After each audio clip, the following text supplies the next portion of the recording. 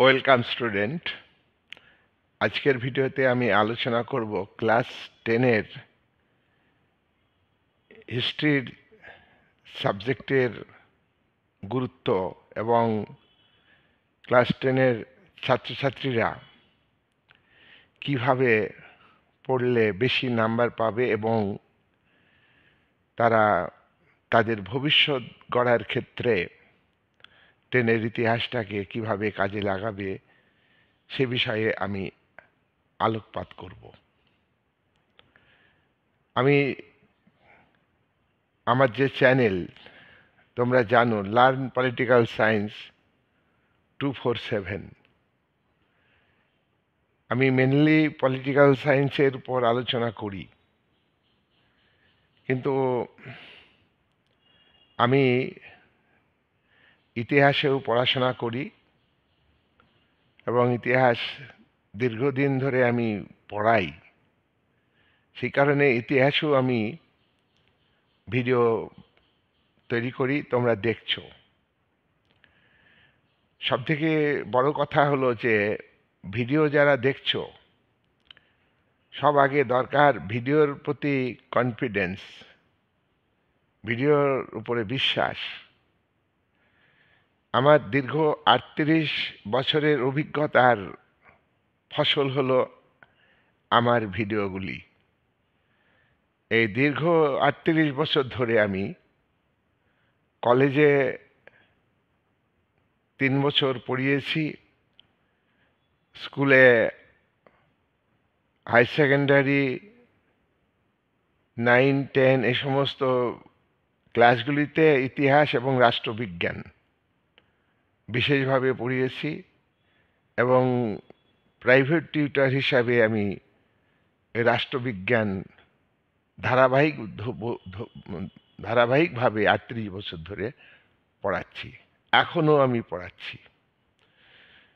তো আমার ভিডিওর ইনফরমেশন সম্পর্কে তোমাদের কোনো ডাউট থাকা, সন্দেহ থাকা ঠিক হবে না।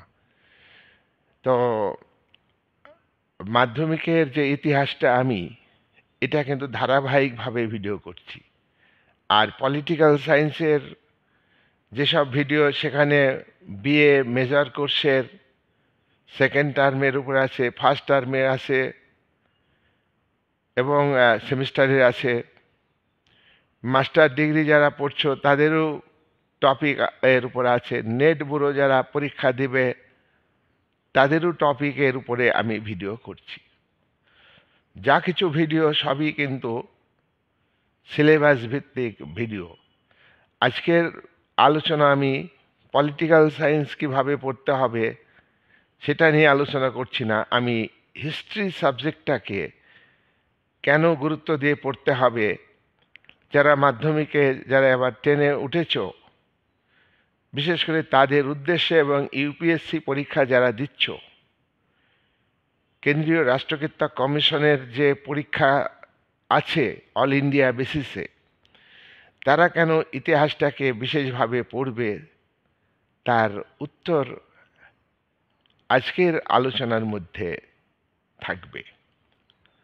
মাধ্যমিকে যে প্রথম আমার উপদেশ, যে মাধ্যমিক যারা স্টুডেন্ট তারা, তোমরা ইতিহাসের সিলেবাসটাকে আগে জেনে নিবে।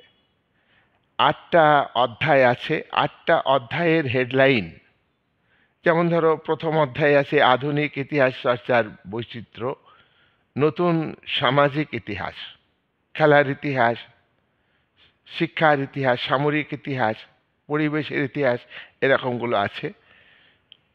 এই যে প্রথম অধ্যায়ের যত মেন টপিক তুমি মনে রাখবে, আর টপিকের অধ্যায়ের ভিতরে যা যা আছে সাম আপ করে সেইগুলি মাথার মধ্যে ঢোকানোর চেষ্টা করতে হবে, তাহলে আমাদের পড়ার সময় কিন্তু সহজ হয়ে যাবে। দ্বিতীয় অধ্যায়ে সংস্কার, তো সংস্কার বৈশিষ্ট্য, কোন কোন ক্ষেত্রে, সামাজিক ক্ষেত্রে সংস্কার, শিক্ষা ক্ষেত্রে সংস্কার, ধর্মের ক্ষেত্রে সংস্কার, এইগুলো আছে। এবং এই চ্যাপ্টারে কাদের কাদের পড়তে হবে, সেখানে পত্রিকার ভূমিকা আছে, বিভিন্ন সামাজিক সংগঠনের ভূমিকা আছে, বিভিন্ন ব্যক্তির ভূমিকা আছে। এগুলো মনে রাখবে আর কি, কে কোন কোন বিষয় এখানে আছে এই চ্যাপ্টারে। তৃতীয় চ্যাপ্টারে প্রতিরোধ চ্যাপ্টার, এখানেও এই চ্যাপ্টারে কোন কোন বিষয় আছে। এরকম করে চতুর্থ, পঞ্চম, ষষ্ঠ, সপ্তম এবং অষ্টম অধ্যায়, এই 8টা অধ্যায়ের মেন যে হেডলাইনগুলি তোমরা প্রথমে পড়ে নিয়ে মনে রাখার চেষ্টা করবে। আর সবসময় এই যে 8টা অধ্যায় আছে এটা তোমাদের মাথার মধ্যে থাকবে। তোমার স্কুলে যে সিলেবাস ভিত্তিক পড়াশোনা সেটা অবশ্যই তোমরা করবে। তা আমার সাজেশান হলো যে এই 10-এর ইতিহাসকে 10-এর স্টুডেন্টদের 3 থেকে 4 মাসের মধ্যে কভার করতে হবে। আমি ভিডিও তৈরি করছি, আমার 2টো চ্যাপ্টারের ভিডিও হয়ে গেছে, আর 6টা চ্যাপ্টারের ভিডিও আমি করব। দেখো, ভিডিও কেন তোমরা শুনবে? দেখো, ইতিহাস মানে আমরা মনে করি যে মুখস্থ করতে হবে। আবার এটাও আমরা ধারণা করি ছোটবেলা থেকে, আমাদের অভ্যাস যে কোনো জিনিস মুখস্থ করতে হবে। আমি কিন্তু বলবো যে কোনো জিনিস মুখস্থ করার দরকার নেই। জিনিসটা বুঝতে হবে, তারপরে মনে মনে চর্চা করতে হবে। আন্ডারস্ট্যান্ড, এই আন্ডারস্ট্যান্ড, যে কোনো বিষয়ে কনসেপ্ট, আন্ডারস্ট্যান্ড, ধারণা এবং বোঝা, এই যে বিষয়, এটাকে বেশি গুরুত্ব দিতে হবে। আমরা ধরো এটার উপরে সাধারণত গুরুত্ব দিই না। আমরা ওই যে মানে 2 পাতা পড়া থাকলো, 2 পাতা লাইন বাই লাইন একটা মনে রাখার চেষ্টা করি, এটা কিন্তু করার দরকার নেই। আরেকটা বিষয়, আমরা বিভিন্ন সহায়িকা বই পড়তে যাই, স্যারেদের নোটস পড়ি, নোটস আছে। আমি দেখি বিভিন্ন নোটস, সেখানে কিন্তু 4 নম্বরের উত্তর 2 পাতা লেখা আছে, তা কিন্তু হবে না। আমাদের মাধ্যমিকের যে প্রিভিয়াস ইয়ারের কোশ্চেন তোমরা ম্যানেজ করবে, অর্থাৎ অন্তত 22, 23, 24, 25 এই কবছরের কোশ্চেন ম্যানেজ করলেই কিন্তু তোমরা সব কমন পাবে। এখন দেখো, বড় প্রশ্ন যেভাবে কমন পাওয়া যায়, এমসিকিউ, এসএকিউ, 1 বাক্যে উত্তর, 2 বাক্যে উত্তর, ম্যাচিং, বিবৃতির অ্যান্সার, এগুলো দিতে গেলে টেক্সট বই পড়তে হবে, বারবার টেক্সট বই পড়তে হবে। টেক্সট বই পড়লেই প্রত্যেকটা পেজ থেকে, টেক্সট বইয়ের প্রত্যেকটা পেজ থেকে মাধ্যমিক ওয়েস্ট বেঙ্গল বোর্ডের যে টিভি নাম্বার দেওয়া যে টেক্সট বই, সেই বইয়ের প্রতি পাতাতে প্রশ্ন থাকে। প্রশ্ন কখনোই সিলেবাসের বাইরে থাকে না। কয়েক বছর ধরে তোমরা দেখছো যে ইতিহাস খুব কঠিন প্রশ্ন হচ্ছে, আউট অফ সিলেবাস এসে বলা হয়। আমি যেটা উপলব্ধি করেছি অভিজ্ঞতা দিয়ে, দেখি যে ছেলেমেয়েরা টেক্সট বই পড়ে না। ছেলেমেয়েদের আমরা যারা গাইড করি, টেক্সট বই পড়ার প্রবণতাটা নষ্ট করে দিচ্ছি। সুতরাং এখানে সহায়িকা নয়, সহায়িকাতে একই জিনিস 3-4 জায়গায় থাকবে, এতে তুমি বিভ্রান্ত হয়ে যাবা। মাল্টিপল চয়েসে 20 নাম্বার আছে, সেখানে তুমি যখনই বই পড়বে, এই 20 নাম্বার কিন্তু 8টা অধ্যায়ের থেকেই থাকবে। এই তুমি পড়া থাকলে তোমার মনে পড়বে। তারপর টেক্সট বই মোটা হরফে লেখা আছে, সেইগুলো একটু জোর দেবে। তারপরে সাবজেক্ট ম্যাটার একটা সহজ কতগুলো থাকে, সেগুলো আমাদের শিখতেই হবে, সেগুলো অটোমেটিক্যালি শিখতে হবে। আর আরেকটা কথা আমাদের মনে রাখতে হবে, 8টা টপিকের যে বিষয়গুলো আছে, সেই 8টা টপিকের বিষয়গুলির মধ্যে আমরা লিঙ্ক তৈরি করব, আমরা সম্পর্ক তৈরি করব নিজে নিজে। আমরা এক চ্যাপ্টারে রামকৃষ্ণ পড়লাম, বিদ্যাসাগরও পড়লাম, আবার দেখছি অন্য চ্যাপ্টারে গিয়েও রামকৃষ্ণ আছে, বিদ্যাসাগর আছে। এই যে মানে বিবেকানন্দ এক চ্যাপ্টারে অল্প আছে, আরেক চ্যাপ্টারে বেশি আছে। টেক্সট বইও আছে, কিন্তু এইভাবে আমরা কিন্তু লিঙ্ক করব। এক জায়গায় যদি ভালো করে একটু শিখি, সেটা কিন্তু ভিতরে গিয়ে, টেক্সট বইয়ের ভিতরে গিয়ে বারবার তুমি কাজে লাগাতে পারবে। এই যে আন্ডারস্ট্যান্ড, এই যে কনসেপ্ট, তাহলে প্রিভিয়াস ইয়ারের কোশ্চেন তোমরা দেখবে, কোশ্চেনের ধাঁচ বুঝতে পারবে, তাহলেই তোমাদের বিশ্বাস আসবে যে টেক্সট বই থেকে পড়লে কমন আসবে। এবার এই যে এসে কিউ, সেখানে 5টা টাইপ আছে, ভাগ আছে, মাল্টিপল, তোমার ম্যাচিং আছে, কোনো শূন্যস্থান পূরণ আছে, কোনো জায়গায় বিবৃতি আছে, এরকম 5টা কটা কোশ্চেন করতে হবে, কোন এতে বিভাগ থেকে, উপবিভাগ থেকে কটা করতে হবে, এইগুলো কোশ্চেন দেখলেই কিন্তু তুমি বুঝতে পারবা। ওখানে পরীক্ষার হলে ইনভিজিলেটর কিন্তু যদি আগে থেকে তার কোশ্চেনটা চর্চা না থাকে, হঠাৎ করে তুমি জিজ্ঞেস করলে কিন্তু ভুল ভ্রান্তি তোমার বিভ্রান্ত করে দেবে। সুতরাং এই বিভ্রান্তির মধ্যে আমরা যাব না, আমরা কিন্তু আগে থেকেই তোমার কোশ্চেন ব্যাংক ফলো করব, আমরা 3-4 সালের আগে থেকেই করব। আর আগের ইয়ার দেখো, আগে কি ছিল, বড় বড় কোশ্চেন হতো, তখন আগের ইয়ারে বড় কোশ্চেনগুলো বাদ দিয়ে ফাঁকা জায়গাগুলো বাকি করলে কমন হতো। কিন্তু এখন এরকম ব্যাপার নেই। এখন ধরো আগের ইয়ারে যে শর্ট কোশ্চেন হয়েছে, সেখানে এমসিকিউ হয়েছে না এসএকিউ হয়েছে, না শূন্যস্থান পূরণ দিয়ে হয়েছে, না এক বাক্যে উত্তর আছে। দেখো ওই যে, আরেকটা বিষয় আমি বলি, প্রত্যেকটা বিষয়ের কনসেপ্ট নেব, প্রত্যেকটা বিষয়। যেমন ধরো সামাজিক, তার সামাজিক ব্যাপারটা কি, সামাজিক কাকে বলে, এইগুলো অর্থনৈতিক বিষয়, অর্থনৈতিক বিষয় কোনগুলো হতে পারে, রাজনৈতিক বিষয় কোনগুলো হতে পারে। হ্যাঁ, আর একটা আমরা ইন্ডিয়ান হিস্ট্রি পড়ছি টেনে, কিন্তু ইন্ডিয়ান হিস্ট্রি, এবং এটা ইতিহাসে 3টি ভাগ আছে, একটা হলো প্রাচীন যুগের ইতিহাস, মধ্যযুগের ইতিহাস, আধুনিক যুগের ইতিহাস। আমরা আধুনিক যুগের ইতিহাস পড়ছি, এটাও মাথায় রাখতে হবে যে আমরা আধুনিক যুগের ইতিহাস পড়ছি। আমরা 1757 পর থেকেই আমরা আমাদের যে ইতিহাস, এটা কিন্তু আমাদের আলোচনার বিষয়। তাহলে আমরা আমাদের সময় জ্ঞান এবং বিষয়ে ম্যাচিং করতে হবে। তোমাদের সাল মনে রাখার পক্ষে কঠিন হয়, কিচ্ছু না, বিষয় আর সাল মনে রাখবে। সাল কীরকম মনে, আমি একটুখানি উদাহরণ দিয়ে বলছি। ধরো 1853 ভারতের রেলপথ প্রথম চালু হয়েছে। 1854 পরের বছর দেখো, 1854-তে উডের ডেসপ্যাচ। আবার দেখো 1853 আরেকটা ঘটনা, 1853 রেলপথ একটা বললাম, 1853-তে লাস্ট তোমার রেগুলেটিং আইন পাশ হয়েছে, সনদ আইন লাস্ট।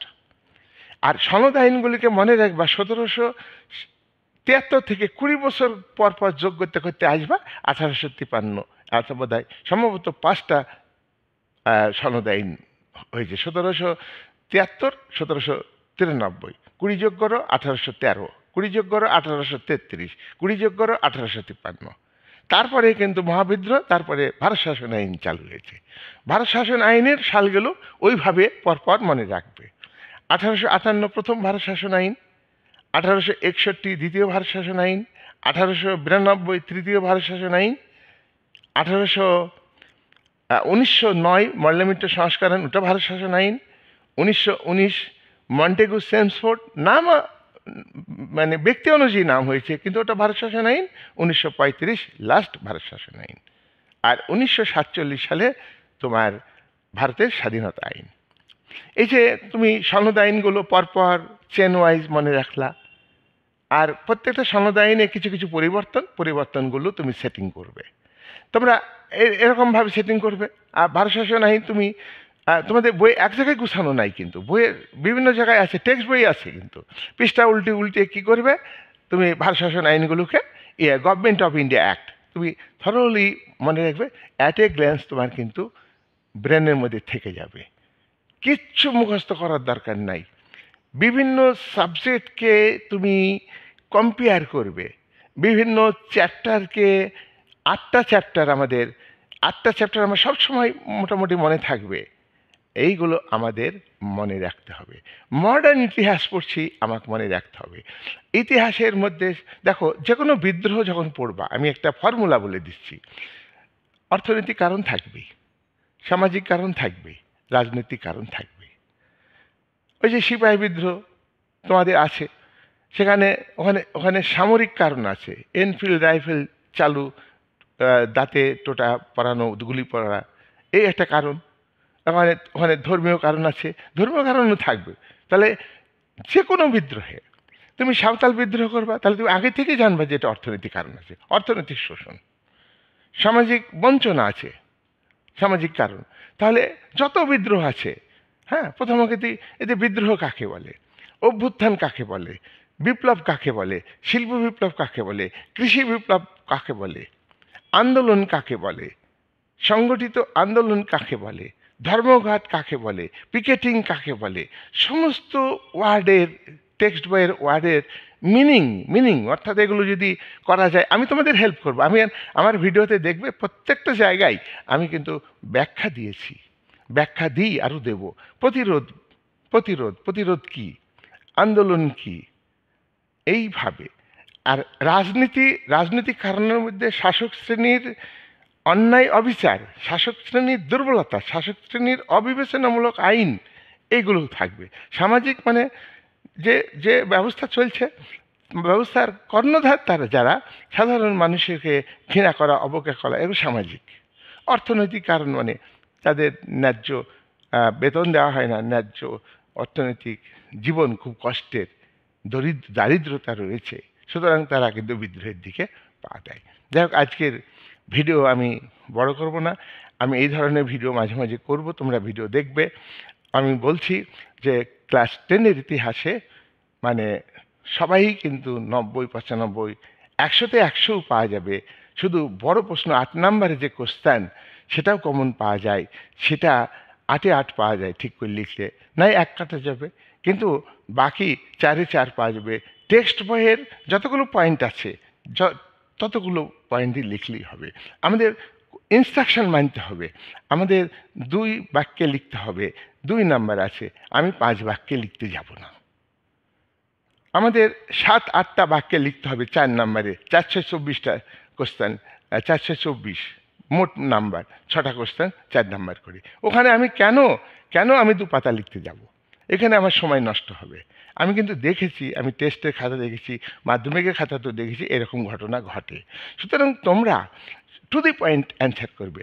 ইতিহাসে এখন আর মানে কোনো ফালতু বিষয় লেখার যুগ নেই, কিন্তু এখন টু দি পয়েন্ট, 1 লাইনের ইন্ট্রোডাকশান, আর তোমাদের টেক্সট বই যদি 6টা ইনফরমেশন থাকে, 1, 2, 3, 4, 5, 6, 7টা পয়েন্ট দিলা, আর 1 লাইন দিয়ে কনক্লুশন, ব্যাস 4-এ 4, কেউ নিতে পারবে না খুব। আর 2 নাম্বারেরও যেখানে কনসেপ্ট দিই, হয়তো 2 লাইন হবে, 3 লাইন হবে। আর 2 লাইনে সাল চাইছে, একটা নাম চাইছে, 1 বাক্যে হয়ে যাবে। তো এইগুলো মাথায় রেখে আমরা ইতিহাস পড়ব। এইভাবে যদি ইতিহাসকে পড়া যায়, তাহলে আমার মনে হয় ইতিহাসে খুব কম সময় দিয়ে বেশি মনে থেকে যাবে। আরেকটা কথা বলি, যারা হয়তো আর্টস নিয়ে পড়াশোনা করবে, তারা তো ইতিহাসকে ভালোবাসো, আর এখন থেকে ঠিক করার দরকার নেই। যারা সায়েন্স নিয়ে পড়াশোনা করবে, তারা তো ইউপিএসসি এক্সাম দেবে, আইএস, আইপিএস এই সমস্ত পরীক্ষা দেবে। তোমরা যে জানো যে চাকরির বাজার খুব খারাপ, সেই জন্য চাকরি ওরিয়েন্টেড পড়াশোনা করতে হবে। আজকে আমি আমার স্টুডেন্ট আছে, যেমন ইউপিএসসি দিচ্ছে, সে 10-এর সিলেবাসকে স্টাডি করতে হয়েছে, আমার কাছে সিলেবাস পাঠিয়ে দেয়, আমি সিলেবাস নেট সার্চ করে পাই। সুতরাং এই বিষয়গুলো কিন্তু তুমি 10-এ পড়ছো, এটা তুমি যখন চাকরির পরীক্ষা দেবে তখন আবার চোখ বুলিয়ে নিবে, আমার ভিডিও থাকবে, কিংবা তুমি টেক্সট বই পড়বে। দেখো, এখন চাকরি পেতে গেলে অনেক টেক্সট বই পড়ে, অনেক বই পড়ে কিন্তু চাকরি পাওয়া যাবে না। এখন ইউটিউব চ্যানেল আছে অল ইন্ডিয়া, যারা ইংরেজিতে বলে, হিন্দিতে, আমি হিন্দি ইংরেজি বলতে পারি না, সেজন্যে আমার বাংলা বলতে হচ্ছে। সেজন্য আমার ভিডিওর বক্তব্য বেশি দূর প্রসারিত হচ্ছে না। তবু যারা বাংলা মিডিয়ামে আছো, আমার ভিডিও দেখছো, তাদেরকে আমি বলবো যে ধৈর্য ধরে সময় দিয়ে ভিডিও দেখো, কমেন্ট করো, কমেন্ট আসে, আমি তার উপরে ভিডিও করি। যেমন রাষ্ট্রবিজ্ঞানে কমেন্ট এসছে একটা দ্বন্দ্বমূলক বস্তুবাদের উপর, সেটা প্রায় 80 ঘন্টার উপরে শুনেছে, 10 মিনিটের ভিডিও, সেটা আমি ওইখানে আরও 6টা ভিডিও তো বানিয়েছি। এখন তারা আবার দেখছে। সুতরাং ইতিহাসে তোমরা কমেন্ট করবে যে কোনো কোশ্চেনে যদি প্রবলেম থাকে তাহলে। আর short question, MCQ, SCQ, matching, শূন্যস্থান, সাল তারিখে যে কিছু কোশ্চেন, হ্যাঁ, বিবৃতিমূলক কোশ্চেন, বিবৃতি 3টি মনে হবে ঠিক, কিন্তু তা তো হবে না, একটাই ঠিক হবে। সেইটা কোনটি ঠিক হবে? এটা টেক্সট বই পড়ে তুমি যখন ধারণা আনতে পারবে তখন তুমি পারবে। এমন এমন কোশ্চেন আছে যে বিভ্রান্ত হওয়ার কোশ্চেন। সুতরাং সেই দিক থেকে একটু টাফ হয়েছে, কিন্তু আমি বলবো টেক্সট বই পড়লে। আর মেন কথা হলো আমাকে কনসেপ্ট নিতে হবে, আমাকে বুঝতে হবে। সেই বুঝলে কিন্তু পড়ার আগেই যদি আমি কোনো বিদ্রোহের কারণ পড়তে যাই, আন্দোলনের কারণ পড়তে যাই, তাহলে পড়ার আগেই কিন্তু অর্থনৈতিক কারণ, রাজনৈতিক কারণ, সামাজিক কারণ, ধর্মীয় কারণ এগুলো আমার মাথায় থাকবে। এবার ওইখানে কোন কোন কারণগুলো আছে সেগুলো একটু ওই ঘটনাকে বেস করে আমরা পড়ব, তাহলে আমাদের কাছে সহজ হয়ে যাবে। তাই আমি খুব আশাবাদী। আমি আশা করি তোমরা আমার ভিডিও শুনলে তোমরা সমৃদ্ধ হবে। শুধু মাধ্যমিক নয়, তোমরা পরবর্তীকালে এই যে টপিকগুলো পড়ছো মাধ্যমিকের সিলেবাস, এই টপিকগুলো কিন্তু ইউপিএসসির বহু পরীক্ষাতে থাকে, সিজিএল পরীক্ষাতে থাকে। সুতরাং কেন আমরা ইতিহাসকে অবহেলা করব? আর যারা সায়েন্স নিয়ে পড়বে, যারা ডাক্তার ইঞ্জিনিয়ার হবে, তারাও এটা ভালো করে পড়লে বলা যায় না তুমিও ইউপিএসসি দিয়ে আইএস অফিসার হতে পারো। তাই এই ইতিহাসটাকে বুঝে পড়ো, আর আমার পাশে থাকো, আর কমেন্ট করো। আমি আমার ভুল ত্রুটি আমি শুধরে নিতে পারবো। এই বলে আজকের ভিডিও আমি এখানেই শেষ করলাম।